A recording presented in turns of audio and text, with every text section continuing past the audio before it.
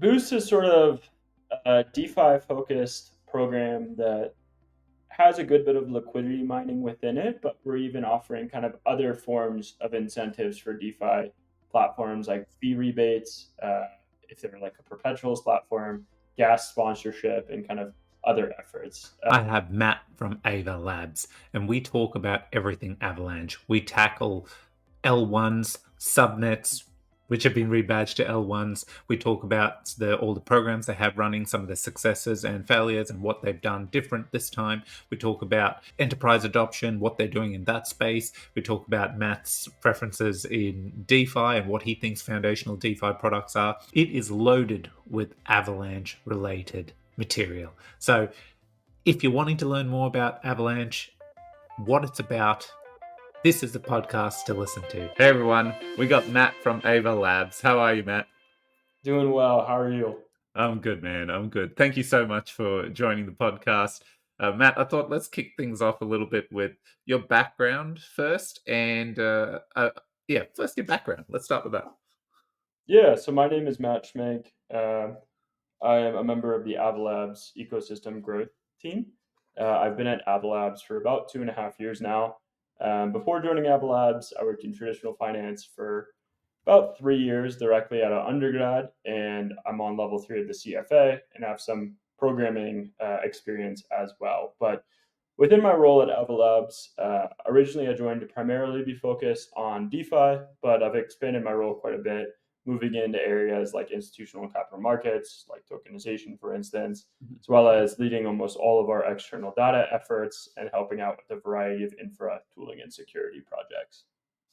Okay, cool. So you're deep into the AVAX ecosystem, which is great. So going to learn a lot about Avalanche today. Um, First, quick question though is Ava Labs, Avalanche Foundation. What's the difference there between the two? Yeah, so the Avalanche Foundation is a BVI entity versus Ava Labs is a US based entity. Ava Labs is the servicing firm behind behind the Avalanche blockchain ecosystem, and it is kind of hired by the foundation to ensure a healthy, well-functioning, well-rounded ecosystem. Okay, it's that simple. Great, love it. Yeah. Okay, so with Avalanche, the blockchain, I guess if someone was just discovering Avalanche, like what would be the core of Avalanche? What is Avalanche trying to accomplish as a chain in its ecosystem? Let's start with the blockchain itself. Yeah, so I think the vision or goal of Avalanche originally was to tokenize all of the world's assets, Yeah. bringing those assets on chain, making them more efficient to transact, and really just ensuring that our tokenization efforts are well rounded, not just sticking to TradFi assets like tokenized securities and government sovereign debt, but also kind of those alternative asset classes, whether that's real estate, tokenized racehorses, Yeah. collectibles like trading cards or even shoes. But we really have kind of that square mission. And because of our architecture and scaling horizontally via Avalanche L1s, it Mm. really enables that kind of vision to take place because it's fully customizable in terms of what a developer can build and being able to build either like a permissioned or a permissionless environment, etc., really helps those enterprises and institutions get comfortable building within blockchain.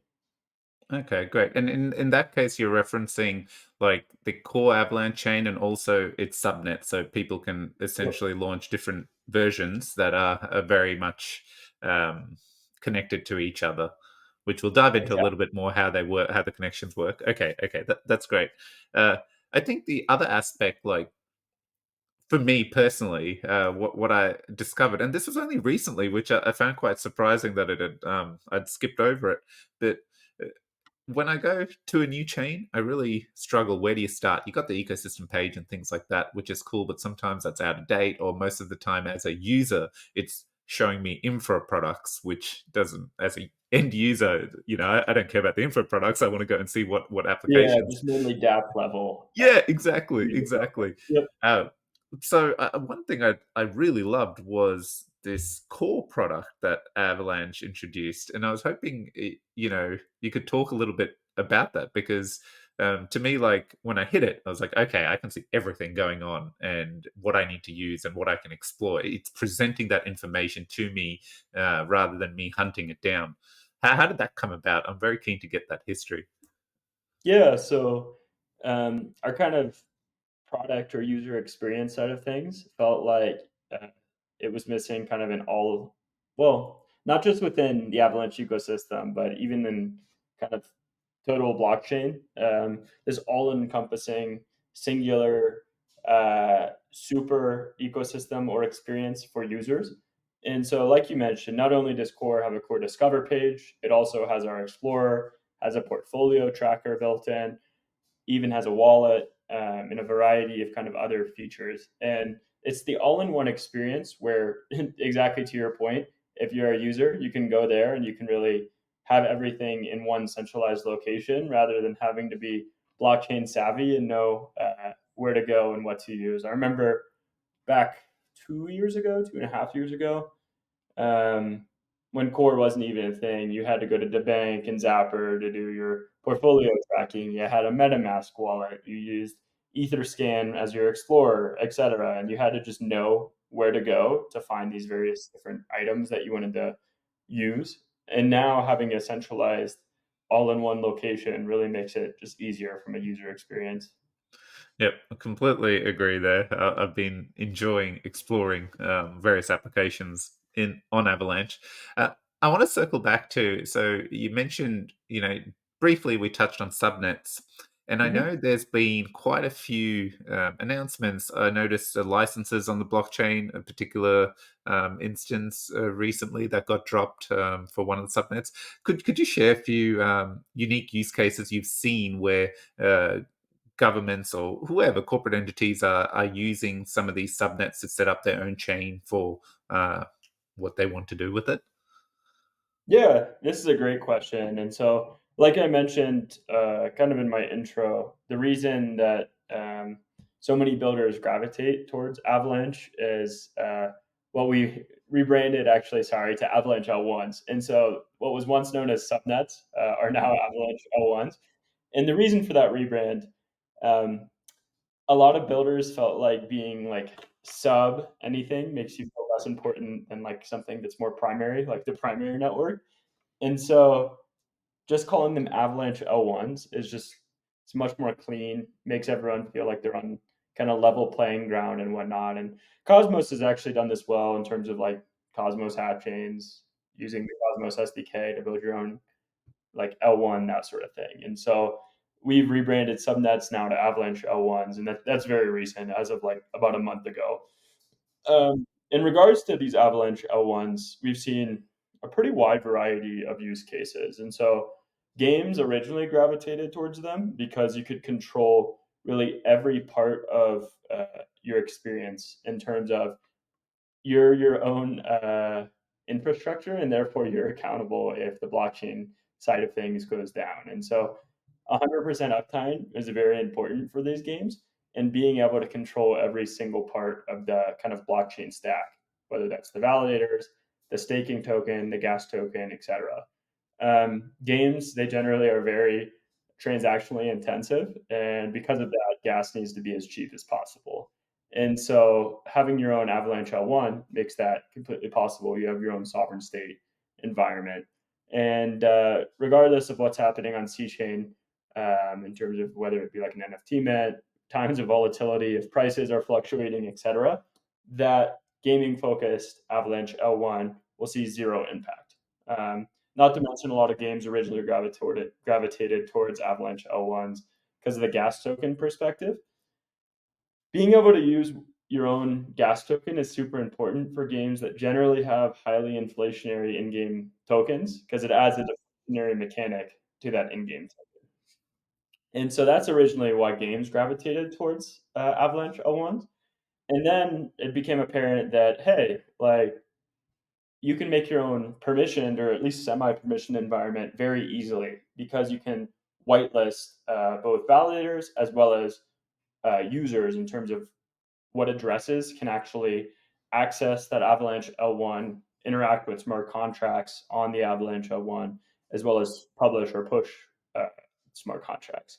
And so we've seen a variety of great kind of MVP, POC style use cases from a few institutions. Intane, which does asset backed securities on chain, kind of pioneered and was the first one. But now we've seen some behemoths and TradFi experimenting in like an MVP or POC style setting. So JP Morgan Chase, Fidelity, Citi, Zero Price, Wellington, etc. They've all kind of tested Avalanche L1s and seen the true capabilities.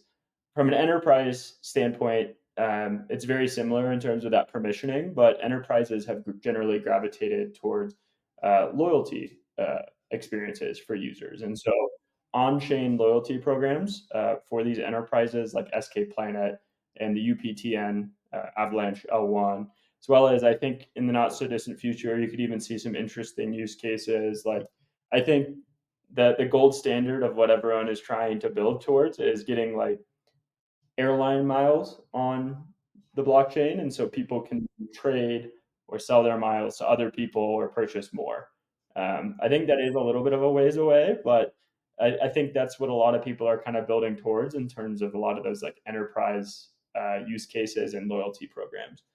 Um, and then, yeah, I guess rounding out kind of other use cases we have seen is uh, kind of a hybrid architecture.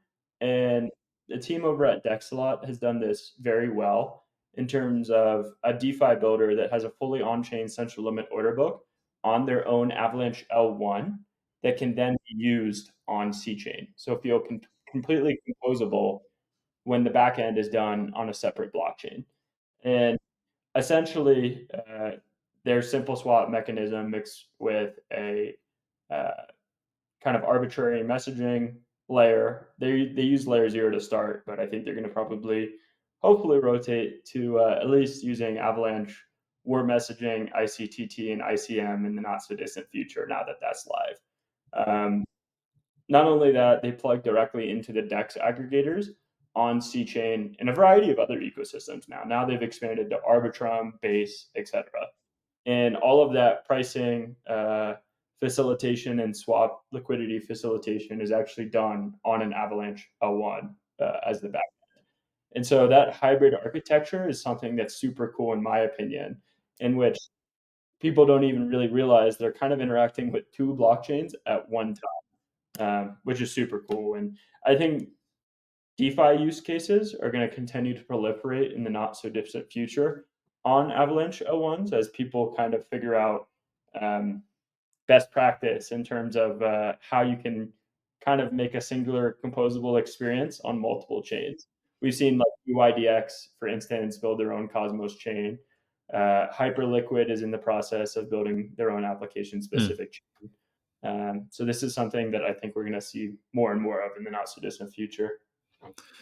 Interesting. I think a question around that. So with the L1s, what is the security? So with Cosmos, they have to worry about the validation aspect as well. Is this the same with the L1 infrastructure, or is there shared security with the Avalanche L1s, or once they spin up a new chain, then they have to think about the security expense and infrastructure related to that?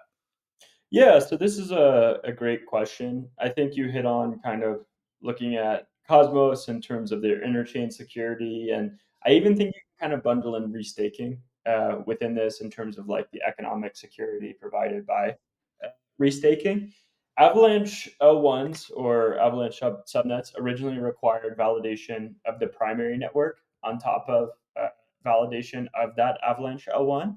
But with a new protocol upgrade called ACP77, that will no longer be a requirement. And to validate the primary network, it takes 2,000 AVAX, which is a pretty large upfront capital commitment. And we've seen good platforms like Google Pool and Benfi that lower that requirement by kind of using their own liquid staking derivative tokens of AVAX to bootstrap like half of that requirement, for instance. So might be 1,000 or 500 AVAX that someone has to provide for those Avalanche L1 validators rather than the full amount to validate the primary network, which is 2,000. We are transitioning, like I mentioned, away from that with ACP77, and so it'll no longer be a requirement. The cool thing about ACP77 is it'll make it pretty modular in nature, meaning if you wanted to require staking of another token to validate that specific Avalanche L1, you could. Meaning you can make it pretty similar to any sort of restaking uh, architecture you wanted. Meaning if you wanted to require um, everyone to have one Bitcoin locked up in sort of a Bitcoin vault, uh, similar to like a Babylon to validate an Avalanche L1, you could. If you wanted to make it a requirement where you had to have 500 AVAX to be a validator on top of that staking token for that Avalanche L1, you could. So I think we're going to see kind of some uh, well, in my opinion, at least a good bit of these new chains and protocols that want to turn into kind of permissionless validation Avalanche L1s, doing some sort of like economic security bootstrapping before their validator set is truly diversified and they feel like their stake weight is diversified enough where that's not an issue. Most of the time, the team holds most of the underlying tokens, and so it would be hard to be a nefarious actor and acquire enough tokens without moving the price uh, of an asset to then try and do like a majority takeover of a permissionless Avalanche L1. But that is definitely a potential security concern. And so having some sort of economic uh, boost to security or having like a restaking mechanism makes a lot of sense. Yeah. Well, very interesting. So rather than, you get these different assets and you're kind of securing your multi-chain security in a way because now you've been able to pull in, say, Bitcoin and Ethereum in the same way that we're seeing Eigenlayer and, as you said, Babylon and stuff lock down ETH or BTC to secure, to offer, security to whoever would like those assets, So, okay, interesting. That's pretty cool. Okay, I think that's a great deep dive into that. I think just stepping back out because we've talked about a fair bit here with Avalanche at the moment. What would you say is been the core focus? Is it all these areas, or is it a bit more over time? Is it narrowed down into what you're trying to attack from an acquisition perspective, whether it be developers or users, or builders or devs? So I get this question a lot, and I think when you try and corner yourself into doing one thing, it's kind of dangerous when you're an ecosystem our size. If you are a new ecosystem that you're trying to bootstrap an initial user base, initial liquidity base, etc., I think most new ecosystems and chains need to focus on DeFi first because it's the plumbing for almost everything else. You have to have a trusted AMM, you have to get a borrowing and lending market, and kind of a variety of other DeFi applications to make everything work well within an ecosystem. And so, because we bootstrapped kind of our ecosystem from a DeFi standpoint from Avalanche Rush back in 2021, we already have a lot of that plumbing live to facilitate other sorts of building. So now, like I mentioned, those other verticals like gaming, culture, and NFTs, enterprise, institutional, etc., that really allows those to proliferate within an ecosystem because you already have that DeFi plumbing finished. Um, I am still very focused on DeFi personally, and our head of DeFi, his name is Eric. We've kind of been pushing the Boost program, which is a DeFi liquidity mining program, because we did feel like for a while there, our TVL started to slip. We started to lose a little bit of your stereotypical DGen DeFi users, and we needed to kind of get back to our roots. And the Boost program has done that very well in collaboration with the Avalanche Foundation. Um, right now, I think most people view us as kind of your not stereotypical, but view us as like a gaming ecosystem or an institutional ecosystem because we have had those very large partnerships. But to be honest, I think we're very well rounded in almost every area. Um, Working with governments, like you mentioned earlier, we announced a partnership with the California DMV tokenizing car titles, and I think most of this kind of well-rounded use case standpoint comes from being very low level and customizable in nature. Like when you have not only a permissionless instance of EVM being the C chain, but also blank canvas blockchains in terms of being VM agnostic and having a relatively trustless native interoperability or communication layer, I think the use cases are truly endless. And we've seen that firsthand in terms of like partners that we've worked with. Okay, interesting. You touched on a few things there. I'm going to come back to the Boost program. Mhm. Let's dive into the interoperability slash communication piece that you've talked about. So we've got Avalanche. You've got obviously a lot. You can spin up a lot of L1s. The rebranded. I'm getting there. There you Uh, go. so and there's been I recall teleporter, and there was some of the terms you've used, and the goal there was so these L1s can communicate with each other in, as you said, trustless and fast, right? It's almost seamless in that way. So can you expand on that? Like, what is that exactly? Is it exclusive to Avalanche? Could other L1s, other chains adopt the standard? I'm keen to learn more about that. Yeah, this is a great question, and sorry to confuse you and the audience. We've been rebranding a lot, and so we recently rebranded AWM and Teleporter to now being interchain messaging (ICM) and interchain token transfer for Teleporter, meaning ICTT. Sorry, these are some long acronyms, and so if you get confused, as well as if the audience gets confused, I truly apologize because I even sometimes myself accidentally slip up and say the wrong term. Um, but yeah, so like you mentioned, if you're kind of an ecosystem or a network of kind of horizontal sovereign state blockchains, things get very fragmented in nature. And so, in order to be successful, especially from a user experience standpoint, you need it to feel very composable in nature, kind of like a singular ecosystem or a singular monolithic chain, when in reality, it's many chains kind of behaving as one. And that is done via an interoperability protocol. We've seen kind of Cosmos pioneer the gold standard, I feel like, in terms of interoperability with IBC. And essentially, that uses light clients as well as headers to fulfill those messages and kind of token transfers across a variety of chains. Um, so we felt like we needed to develop something that could truly rival IBC in nature within the Avalanche ecosystem.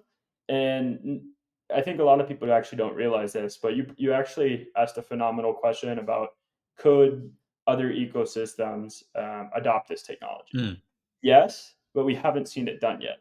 yeah. I had this kind of discussion or question with one of our platform engineers, and his response was that um, if another chain wanted to register their BLS signatures with the P chain, then they would be eligible to take part in Avalanche. Sorry, not Avalanche for messaging, Avalanche interchain messaging and ICTT. And Yep. yeah, I almost said the wrong thing. And so that's kind of the underlying technology about how ICTT and ICM works. Mm, Each Avalanche L1, the validators have to register their BLS signatures with the P chain regardless. And so because of that, you can have direct validator to validator interactions where they pull the BLS keys or signatures from another Avalanche L1 and use our relay network to pass those messages to and from the Avalanche L1s. And okay. I said Avalanche L1s a lot there, but that could even be non-Avalanche L1s Yeah. if the other chains register their BLS signatures with the P chain. Um, that relay network, the messages that they're passing are not they're tamper proof, meaning if there's a trigger that says, hey, this message was changed by the relay network, Hmm. that message is automatically voided. Yeah. Okay. Cool. Yep. Interesting. Yeah, no. Okay. So, but at the moment, I guess the focus there is like it works seamlessly with Yeah. Avalanche L1s, right? So to your question also about the latency and like yeah. how fast is it? So it's one block of confirmation on the sending and receiving chain. And Okay. so because blocks are finalized so fast within the Avalanche ecosystem, generally that's under 5 to 10 seconds, which actually makes it, I think, maybe the fastest arbitrary messaging platform today. And you could even have it faster depending on how fast the Avalanche L1s are finalizing the blocks within those chains. So let's say there's a very beefy Avalanche L1 from like a hardware requirement Mhm. standpoint. This has 0.25 second block finalization times. Yeah. You could have Avalanche interchain messaging. I almost said warp messaging be very fast, under 5 seconds, under 3 seconds in terms of passing those messages. And when your goal is to scale horizontally and make it feel like a singular ecosystem or environment, that's very important to have Yeah. low latency and kind of times of sending those messages. Yeah, no, agree. Okay, excellent. That's a good solid explanation on that front. I think let's now jump to something you mentioned earlier. Mhm. You mentioned a few programs, and I definitely noticed like Avalanche Team Foundation has these eras of programs that run every Mhm. year for different things. And at the moment, just like literally before we started recording, I saw an infra program launch, and just before you were talking about the Boost program. Earlier, I recall a meme coin program as well, something around meme coin Yep. culture. So I won't zone in on that. I'm keen to learn a bit first about the Boost program. What is that? Who qualifies for it? Is it across all the dApps in the Avalanche ecosystem? Yeah, it would be great to get a rundown of that. Yeah, so Boost is sort of a DeFi focused program that has a good bit of liquidity mining within it, but we're even offering kind of other forms of incentives for DeFi Mm. platforms like fee rebates, if they're like a perpetuals platform, gas sponsorship, and kind of other efforts. We actually wanted to try out a new kind of marketing tactic for Boost, in which we didn't make some grandiose Twitter posts or blog posts saying, "Oh, this program is going to be huge, like hundreds of millions of dollars, and these are the 20 different DeFi applications that will be eligible, etc." We wanted to be very low key and let the protocols themselves co-market the effort and push the effort to their own community. And then about a couple of weeks after the program launched, the foundation actually came out with their own tweet saying, "Hey, this is the reason we did Boost. This is how it's helping," that sort of thing. So to your question about who's eligible, it's very much so a DeFi focused program. And so almost every DeFi application is eligible, but it has to be used for a good reason and mostly user focused, if not completely user focused in terms of the rewards. Right now, there's a pretty well rounded group of protocols getting incentives, such as Trader Joe, Pharaoh, GMX, Delta Prime, Avi, Banky, etc. Um, and because of that, we feel like there's kind of a flavor for really anyone that wants to partake within our DeFi ecosystem. If you want to be very degen and leverage trade, you can go to GMX. If you want to just provide stablecoins on Aave, yeah, do that. You're getting some boosted rewards. And so it's really making DeFi fun again. And we kind of thought this summer might be a little boring from like an on-chain perspective, not a lot to do, a little bit of like a lull. And we tried to front run that by announcing Boost and having this program for uh, people to really have fun on chain once again. Uh, I think in the not so distant future, there'll be a variety of new DeFi applications launching that may or may not be getting boost incentives. I think GoldLink, the day of this recording, is one of those that launch. And they're essentially kind of a strategy or Vault product um, that originally was built with GMX in mind, but going to expand out elsewhere as well. And that's kind of similar to your stereotypical prime brokerage model. So we already have one on-chain prime brokerage called Delta Prime, in which you can deposit collateral within Delta Prime, leverage up against that collateral, and then do a variety of DeFi strategies that are kind of within the Delta Prime application. GoldLink is pretty similar to that, but a little bit more of like a managed strategy approach.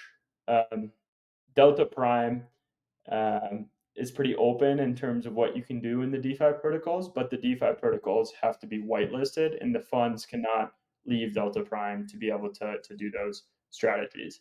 But yeah, I'll pause there because I know I've been speaking No, for a no. minute about Boost.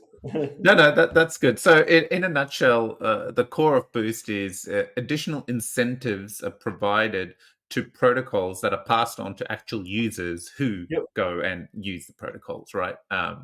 Which is Exactly. ultimate. Yeah. So the benefit is twofold: protocol benefits. So more builders can come to Avalanche, and more degens. And I don't know, something about degenning just appeals to me.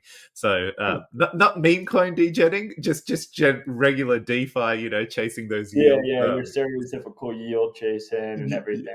Yep. Yeah. So and that's how I came back to explore the Avalanche ecosystem. If I'm being honest, so that's why I was curious, and I do love this. Rather than a big announcement, just do it and get it out there, Yep. and then let the users and numbers show validate, because yeah, often in our industry it's all about let's just announce, oh, markets are moving up, now we'll drop announcements. And no, Yep. no, in my head it's like just keep building and doing the right thing, and hopefully some of those moves attract users. Okay, so that's one of them. So this is very user and application focused. The other program that just launched recently, which is called infraBUIDL. Mhm. Can you give us a quick roundup on what that's about and who's it focused towards? Infra. Yeah, so it's exactly that. It's focused towards infra developers and builders to receive grants from the foundation. And infra is a pretty all-encompassing term, and so I think there's a pretty holistic list of what's included of like 10 to 20 different parts of infra that people can consider as well as build indexers, APIs, explorers, wallets. There are a variety of kind of things that people can bring over and therefore are eligible for grants within those areas. RPCs being another. So Mm. Yes, no, excellent, excellent. Great, good to see those. I think info is super important. As working in the space as well, it is sometimes extremely challenging. You would not believe when you're trying to, especially connect to different chains. The infra, like RPCs, are getting better, but some of the chains that you wanted, the newer ones, you just don't have that level of infra available.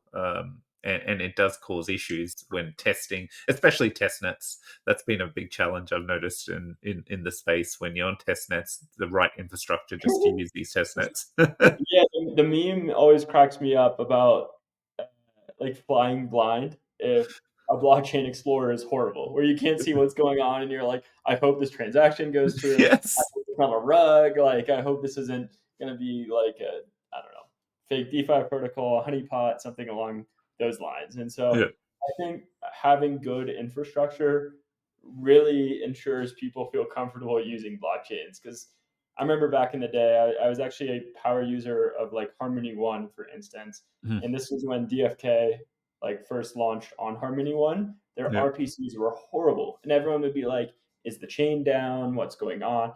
And the trick was to just try as many different RPCs as you could within your MetaMask, and Yeah. that's something that if you aren't blockchain native, you don't know how to do that. Like that's not a common thing to just do in terms of changing your RPC as a fix. Mm. And so I think having very good long-term infrastructure that has 100% uptime, low latency, etc., is very important. Yeah. As well as having clear read explorers, dashboards, all of that. Yeah. Like that's something that, from an ease of life, you don't really realize how much it matters until Mm. you're like, oh shit, did I just lose $5,000 because it's stuck in a bridge that like isn't actually finalizing or something along those lines. I had something similar happen within Harmony actually once again, where it's like I was bridging from Ethereum mainnet to Harmony One, and it was a pretty large amount of money for me back in the day, and it just wasn't going through. It took like a couple hours, and I was flipping out because I was like, "Well, there goes my life savings." Like, Yeah, yeah, yeah. what am I gonna do? And I ended up reaching out in their Discord. And I was like, "Hey guys, can someone please help me? Like, Mm, here's the bridge transaction. Like, what's going on here? It's very much stuck, and you can see that." And they're like, "Yeah, let me do like a forced push through." And so yeah. I could luckily their Explorer was actually pretty decent, and so I could see what was happening and then Mm, reach out to the right person, but sometimes it's not that obvious in terms of where your funds are going, so yeah, yeah. No, agree, agree.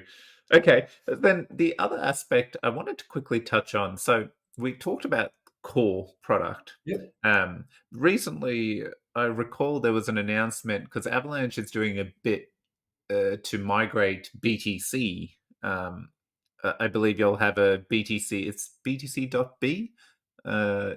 Correct me if I'm wrong there, but it's basically BTC bridge onto Avalanche so it can be used in DeFi, right? Like unlocking all this extra value.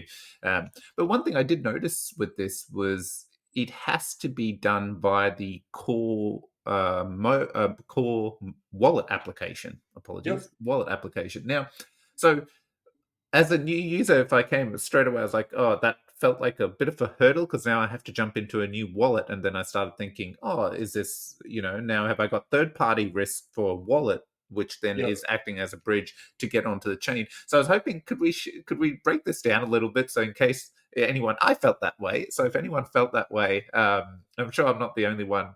Is the core product something by a third party team, or is it very close to the core chain and the core builders of the chain that have built this product to facilitate this? Yeah, that's a great question because I've actually gotten it quite a bit about do I have to use Core Wallet Yeah. to be able to actually mint BTC.B in terms of sending my native Bitcoin to like the bridge address and therefore then hitting bridge and bringing it Mhm. on the Avalanche C chain.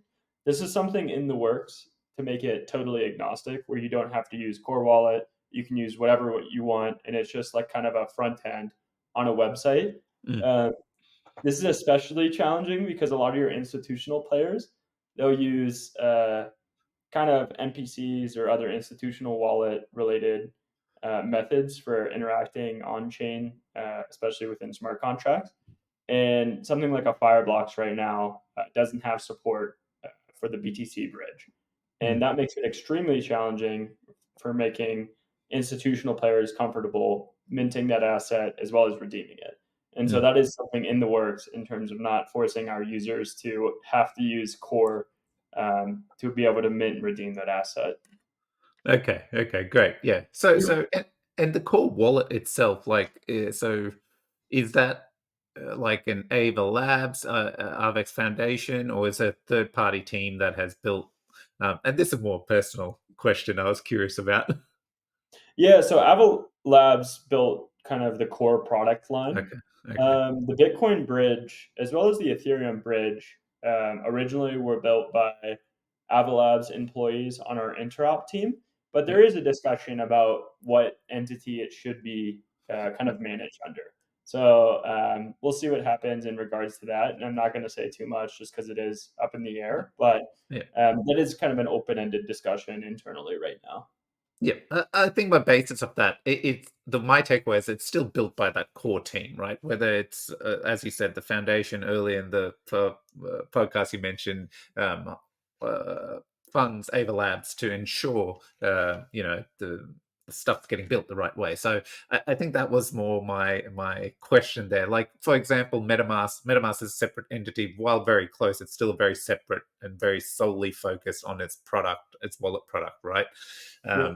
So you've answered my question there, which is good to know. And I'm looking forward to that being opened up, the BTC component being opened up so other parties can use the same infra, but whatever tools they're comfortable with to get that BTC across. Yeah, it's a little challenging because if the wallet you're using doesn't support a BTC transaction, Mm, uh, then it with makes it hard because then you have to use two wallets and you have to make it um, able to go to a different address uh, within like an EVM environment compared to UTXO Bitcoin style yeah, environment.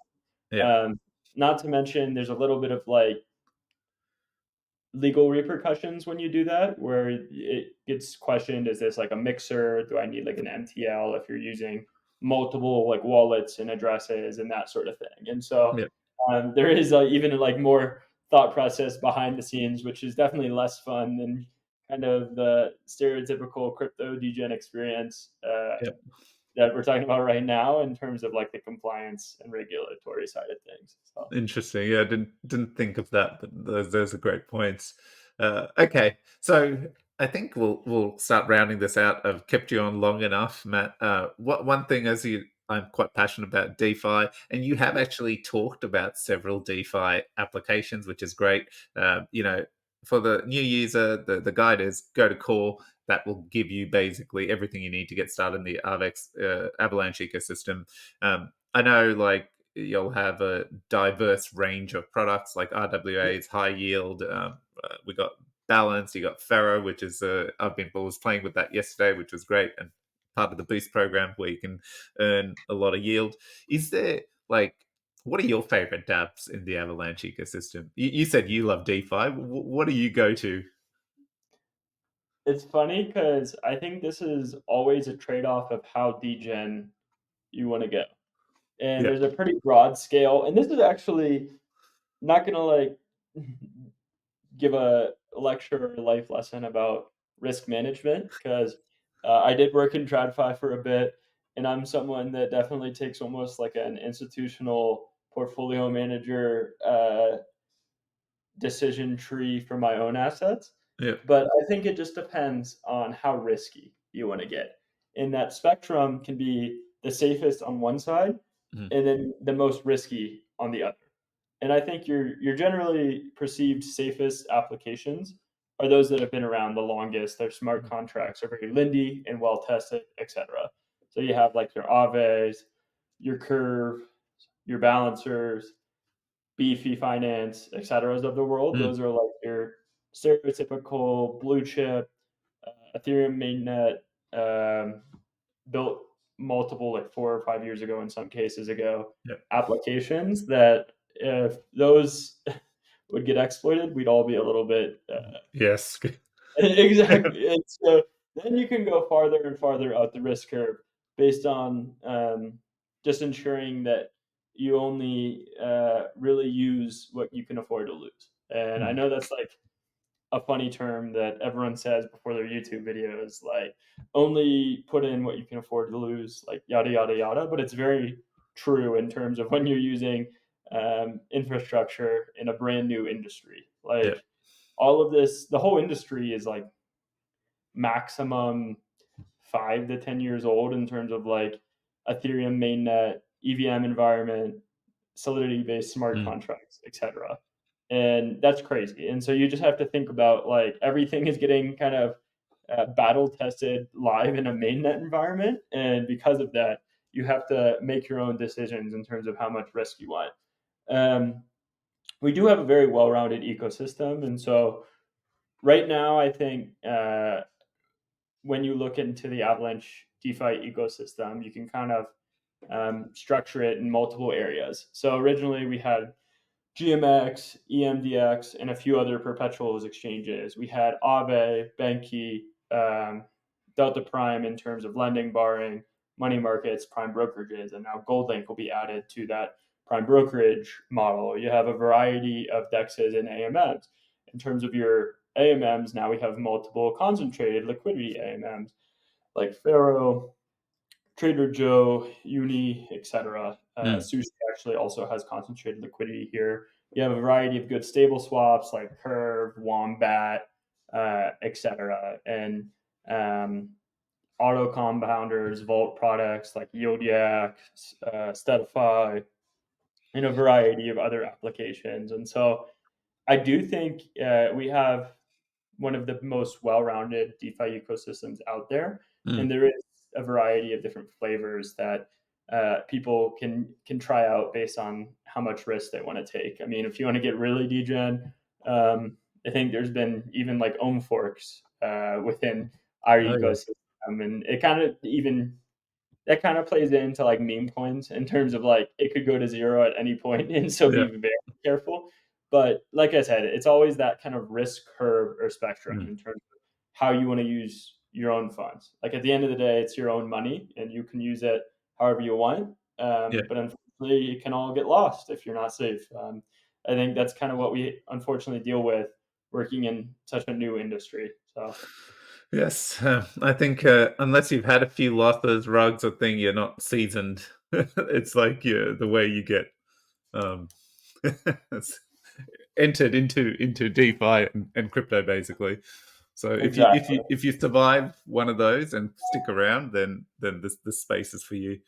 Uh, Look, Matt, I think that's great all round. We've tackled quite a lot of information today. I know I've learned a ton. Is there anything you want to close us out with that we haven't spoken about, or you feel should be highlighted, especially if it's someone who's learning about the everything to do with Avalanche through the podcast?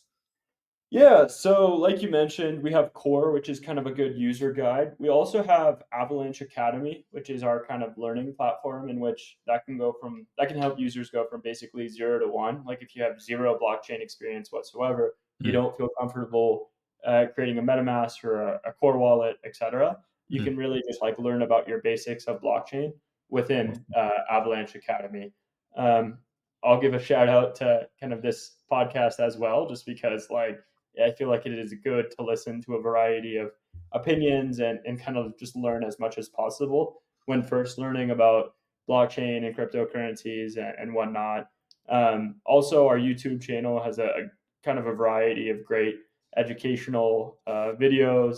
We have a blog that kind of goes into announcements that we put out.